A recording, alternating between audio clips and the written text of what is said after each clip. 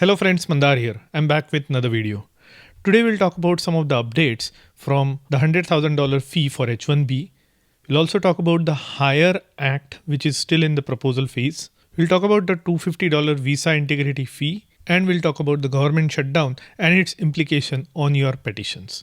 So a lot of packed content, guys. Watch this video until the end and let's get started.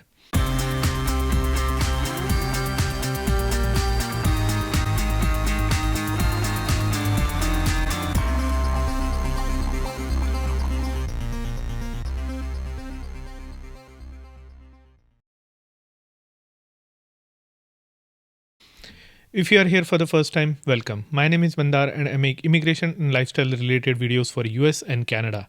I'm not an immigration lawyer, so anything that I say on this video or on my channel is for information purpose only. And for your specific immigration needs, before you take any action, you should hire a competent immigration lawyer. Now check out the links in the description because those are affiliate links, and if you find something interesting, that will also help the channel. And while you are down there, do hit the like button and leave a comment because that will get you into the giveaway by the end of October. So let's start with the first topic of today, and I'm going to start with this Hire Bill. So what is this Hire Bill? It is halting international relocation of employment. So what does this mean? So this bill is just in the introduction phase right now. It has been introduced by the Senator Bernie Moreno of Republican, who is Ohio. And this was introduced in September, which actually aims to discourage the offshoring of the US jobs. So as you know, big companies move their back office work offshore. Now this offshore could be in some countries in Asia or in South America or even in Eastern Europe. There are a lot of countries that will provide high-skilled, low-wage workforce that is ready to work for lesser payments, which means that is a cost saving for the companies. So that's why you can see a lot of technology parks and innovation centers built out in a lot of countries. Now this is what they are targeting in this Hire Bill. Now this bill is currently into the proposal phase and it will face a lengthy legislative process which is not going to take place in the upcoming months. So this has long ways to go. But if passed, it has some solid implications to these large companies, not just American companies, but also Indian consulting companies. Now, what is this proposal? It proposes a 25% tax on companies that are going to offshore their work, that are going to send payments to these foreign entities that are going to do these jobs at a lower cost. Now, these companies will be taxed at 25% and they will also not be able to deduct that tax from their income.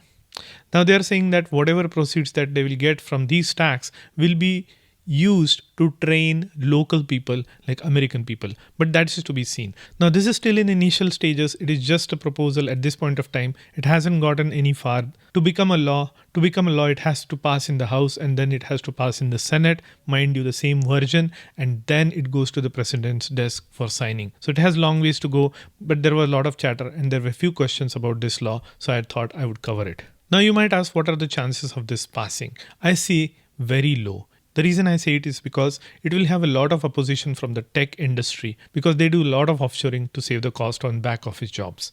So let's see what happens.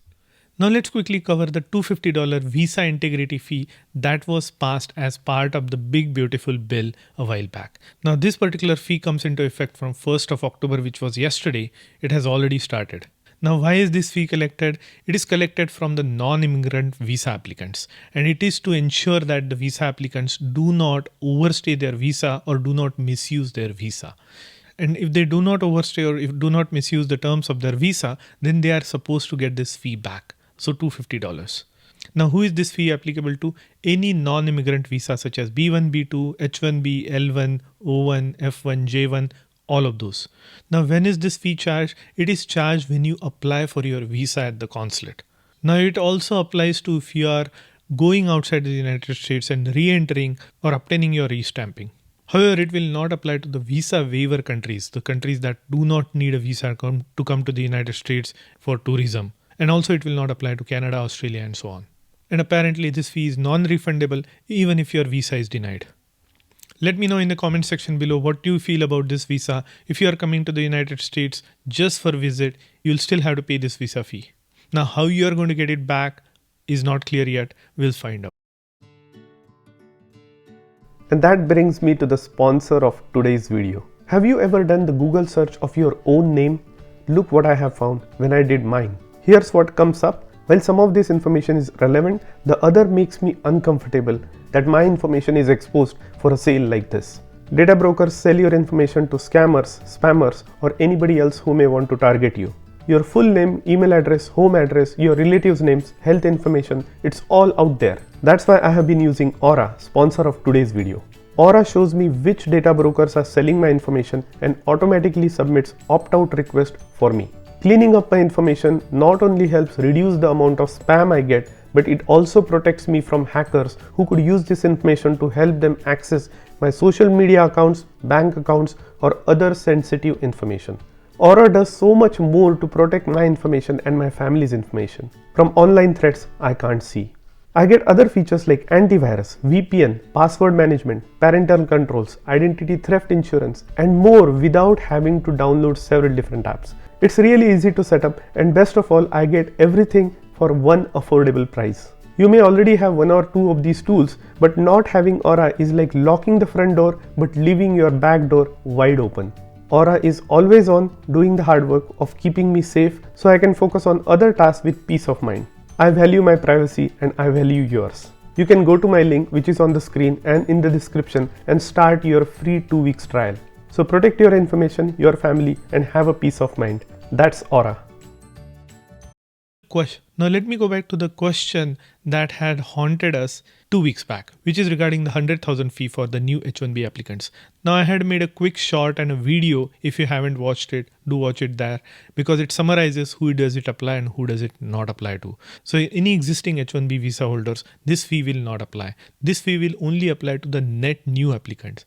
So whoever is submitting their fresh petition, CAP subject petition. Now it is also not clear if it applies for the CAP subject petitions for people who are within the United States, such as student visa holders who are going to get their H1B for the first time. That is not clear. Now what they are saying is the administration can only apply this to new people who are coming into the United States. So the entry ban is the only way they can enforce this. And they cannot apply it or they cannot enforce it for people within the United States. So that is kind of the thing. So new visa applicants and whoever is coming from outside of the United States. That's who this applies to, apparently. Again, put down in the comment section below if there is any particular scenario that is unclear and I'll try to find an answer for you. And lastly, I want to talk about the government shutdown that has been happening for the last couple of days. It is still expected to continue through the weekend, but I'm pretty sure like every year, it will not go past a couple of days, maybe a week or so. Now there is an impasse that the Republicans and Democrats are not coming to an agreement, and there are a couple of contentious points, but I will not go into that details. What I will cover, however, is how does this impact your petition. Now, if your petition is to USCIS, which is fee-based, anything that is fee-based, you pay a fee to get the service, that will not be impacted as much as possible. But what will be impacted is if you are petitioning something like Department of Labor, so your perm filing, your prevailing wage, your e-verify, those sort of things will be impacted because those are free. Those are not fee-based. Now entry into the United States, say CBP, will not be impacted because that is a critical service. And also if you have already obtained the benefit from this agency such as DOL, Department of Labor, you already have the approval, so you don't need to worry about it. But if it's an application that is pending such as PERM, which has not been approved yet, it will be delayed. Simple petitions of H1B extensions, amendments, green cards, those are with USCIS, those are fee-based, EADs and so on as well, AP as well. Those are fee-based and those will be continued to be processed. So really that's all I wanted to cover in this video. If you want to attend my next masterclass of EB1, check out the link in the description. If you want to contact me for any of your immigration related questions for a non-legal advice, what I would do if I were in your situation, check out the Calendly link where you can book 30 minutes with me for a one-on-one conversation. And also if you like the content of this video, hit the like button, consider subscribing to my channel, and I'll see you in the next one.